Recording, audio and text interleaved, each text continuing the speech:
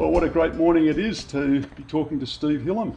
Well, it is a great morning in sunny Greensboro. Wonderful location. It is good, yes. We've been here for 42 years now, and they'll take me out in the box hopefully, but not too soon. Not too I soon. hope. Yeah. Steve, how long have you been retired? From work? Yeah. 6 years in May. 6 years? Yeah. Yeah. You were an accountant? I was, yes. Yeah. Yes. Spent a lifetime in accountancy? I did. Bad decision from about the age of 21. It was a poor decision, I think, to be an accountant. I never really enjoyed the role terribly much, but it got me through life. You've got to do something, and in those days, of course, you pretty much stayed with your occupation, whereas these days people have the opportunity to chop and change their vocations. But no, it wasn't really the option for me. Yes. Would have brought a lot of rewards nonetheless. And it also prepared you for that most important job of being treasurer at the Preston Cricket Club for such a long time. Well, an interesting comment I've always made to people was that when I was a young boy of 9 or 10,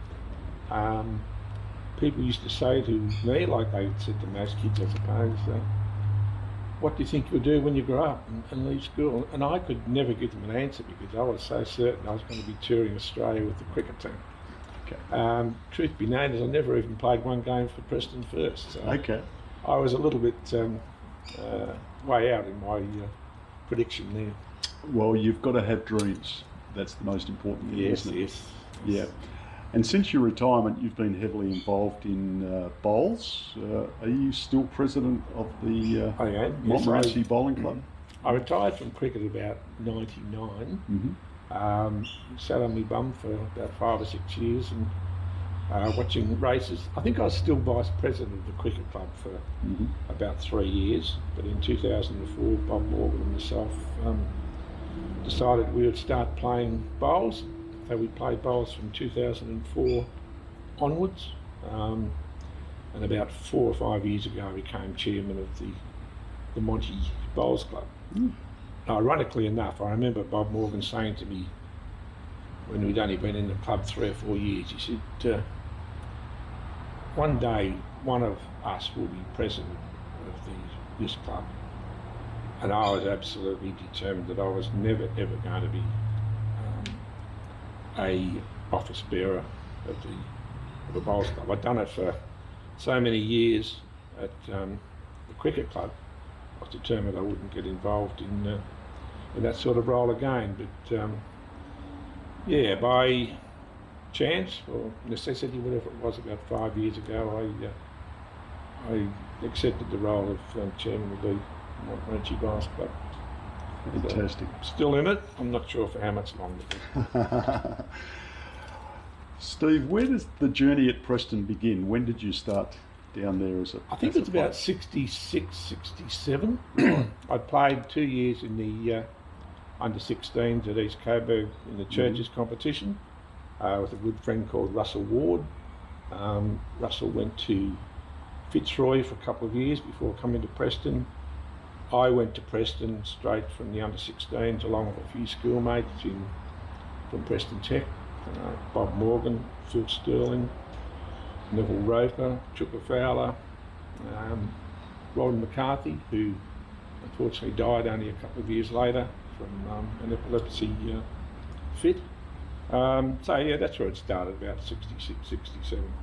And you walked into the club where Baggs was there, where Bob Morgan was, Gary Moore. He joined with me. Oh, that's right. Bob did. Gary was already there. He and Scratch had joined a year before, I think. Yeah, and you've made lifelong friends. Oh, absolutely. I'm still playing golf with Trevor Staples, Scratch Mitchell, Gary Moore. Bob Morgan was playing until a couple of years ago. Injury doesn't allow him to do so now. But now I've retained friendship with so many people along the way. I'm still seeing those sort of people now. Added to that is Ian Baggett, of course, Rob Hayton. Yeah. Rob Hayton plays bowls with us at Montmorency. Right. Phil Sterling, who is now our secretary at the Bowls Club. Wow.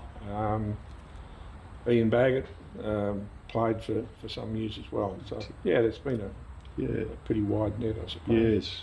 Fantastic. 60 years of friendship arising from largely the Greek club Exactly. is fantastic. Yeah, or maybe 55 anyway. Yeah. Yeah.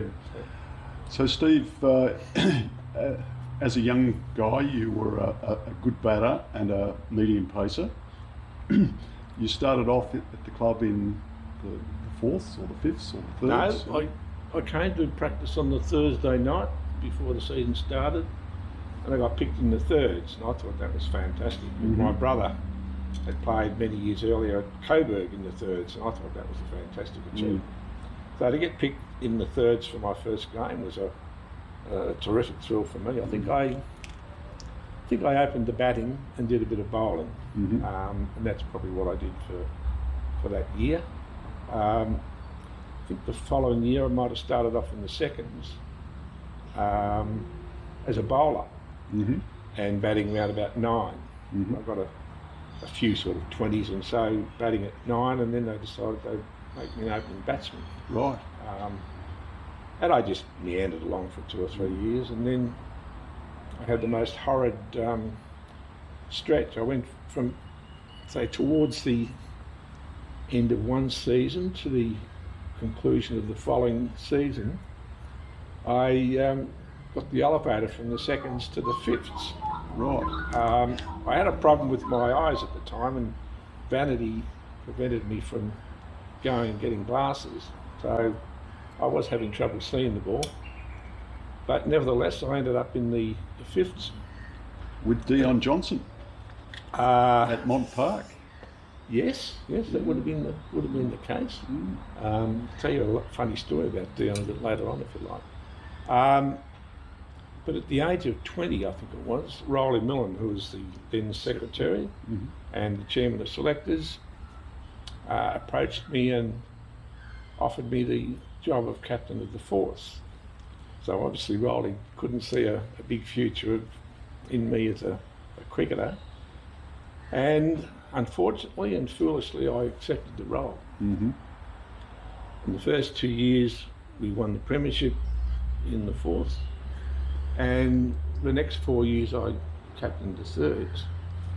So from a personal point of view, they were pretty good years for me, 20 to 26, Mm-hmm. and I was playing them in the thirds and the fourths. Yeah. I should have rejected the offer and taken my chance to try and play high. It's not a So- surprise to hear that, because you've always been known as a fairly selfless character. You know, you've always put team and club very, very high. So to sacrifice your career as such. I guess I sort of presumed it well. I don't see a place in the future for me. I was pretty young and naive, I suppose, but yeah, I do regret that decision, although I enjoyed it immensely. I mean, some of the most enjoyable times of my cricket career were played in that environment. I remember the second Premiership, I think, was against Port Melbourne. He'd gone through the side year undefeated. Mm-hmm. We had a bloody good side too. Mhm. I mean, we were lucky enough to, sometimes you have people like Spratch who cut his finger off and couldn't train or something, so he agreed to play the last few games in the fourth. Not in that particular year, but against Port Melbourne, we got them out for 112 in the grand final. Pretty good. In no time we were 6 for 12, all out for 41. Was a pretty good bowler they had called Ronnie Drever, I think his name was, and he just ran through us. So at the end of the first day, that was pretty much the situation, chasing 112 all out for 41. That night, George Jacobs, who was a committee man, and his son Robbie played in that side. Left-hand spinner. Yes, that's right. Don't think he spun it much, but he was a left-arm slowie. George assembled us and he said, "Righto, let's get round to my place in Fulham Grove, which was just behind Chris Park. We'll get some fish and chips and a few beers and regroup." So we did that. The following day, Port turned up. They were pretty cocky. I think they'd had a big night on the turfs. We ran through them for 51, and I think we lost some early wickets. But Brian Barnes and myself put on 80, I think. We won by 5 wickets in the end. Wow. So that was a great. What a comeback. That was a great result. Yeah, Yeah. that was a good. Yes. You played, as you mentioned, predominantly in the thirds and the fourths.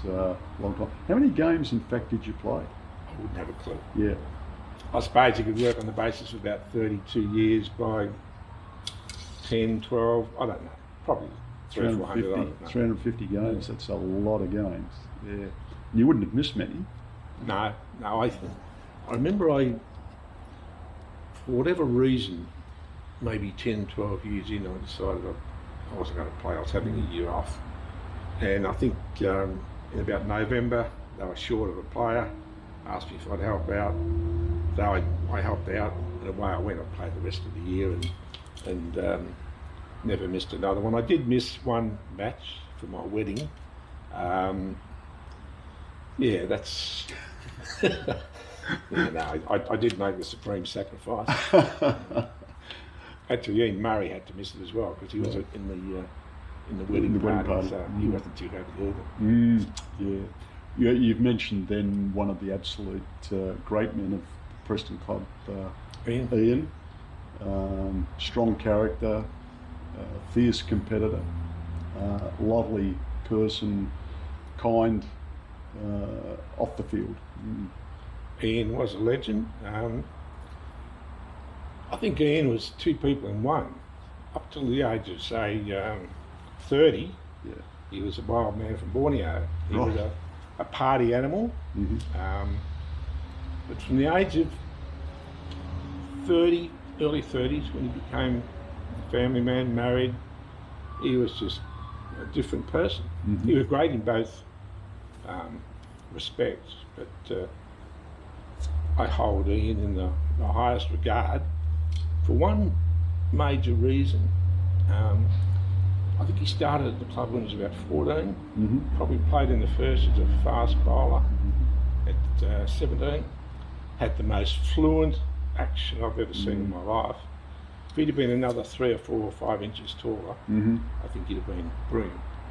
But Ian went from, he hovered in the first and seconds till he was about 30, and too many of the players at our club then, once they left the Preston ground, didn't want to go and play at Chris Park.